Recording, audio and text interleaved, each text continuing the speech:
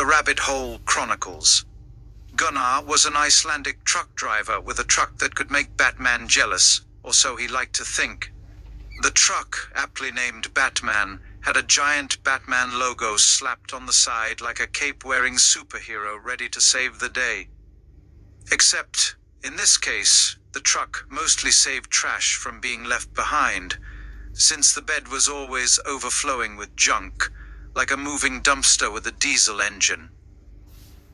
If Batman ever needed a sidekick, this truck would definitely be the trash knight. Gunnar's life wasn't exactly Gotham City level of exciting. It mostly revolved around driving, eating way too much candy, and avoiding the endless pile of chores his wife kept nagging him about.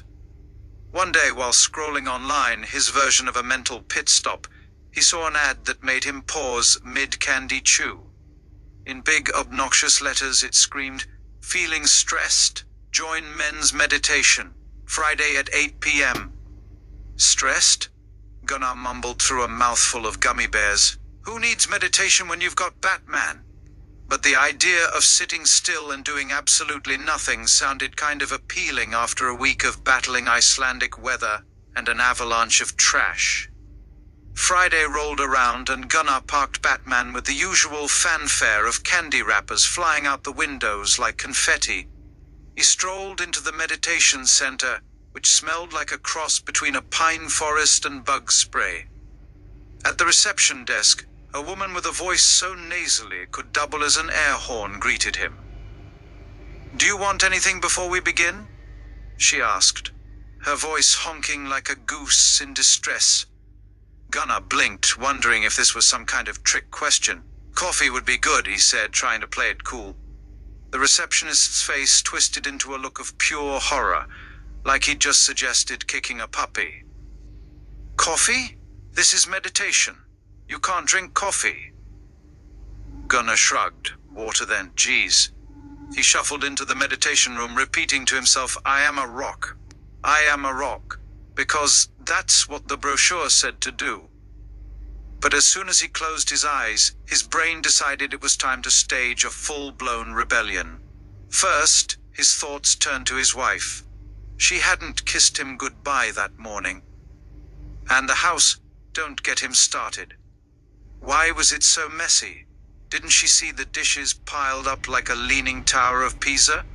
Then, his brain cranked up the crazy, transforming these thoughts into a scene straight out of a bad cartoon. Suddenly, a herd of angry rabbits appeared in his mind, all wearing little aprons, looking more pissed off than Bugs Bunny on a bad day. "Follow me," one rabbit squeaked, reminding him of the time he forgot his brother's birthday. Another rabbit, smelling distinctly like wet dog and old cigarettes, jumped in. "Did you lock the truck?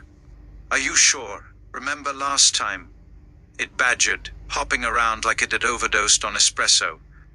Gunnar tried to focus on his breathing, counting to 4 like some kind of yoga instructor on a bad YouTube video.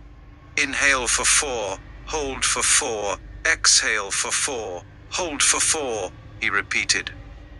But the rabbits were relentless.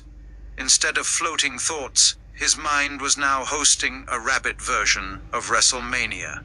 Just when he thought things couldn't get weirder, one of the rabbits started chewing on the idea of whether he'd turned off the stove before leaving home. Another one, smelling faintly of garlic and regret, was gnawing on an old argument he had with his neighbor about parking spaces. Fed up, Gunnar imagined himself picking up rocks from the imaginary pond he was supposed to be floating in and started hurling them at the rabbits. But every time he hit one, 2 more appeared, multiplying like some nightmarish version of whack-a-mole. Finally, he had an epiphany. Maybe the problem wasn't the rabbits. Maybe, just maybe, he was overthinking things. Chasing these furry little demons was only making things worse. He put down his rocks and plopped himself back onto his imaginary boulder, deciding to let the rabbits do whatever they wanted. It was his pond, darn it, and if they wanted to run around like lunatics, that was their problem. As the session came to a close, Gunnar opened his eyes.